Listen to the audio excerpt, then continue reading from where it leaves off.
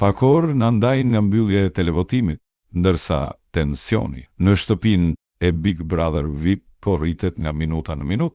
Sipas sondazheve paraprake, situata ka marrë një drejtim të qartë, ku Casey kryeson si më i rrezikuari me 40%, i ndjekur shumë pranë nga Eric me 38%, ndërsa Ina me 12% dhe Matteo me 10% duken momentalisht më të qetë.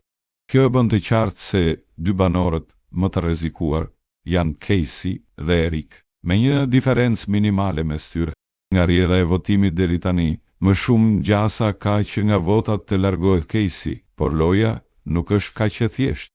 Brenda shtëpisë, Casey është përfshirë në situata të ndryshme, me potencial për një romancë, madje edhe dy elemente që zakonisht i interesojnë produksionit dhe mund të ndikojnë në vendimin final.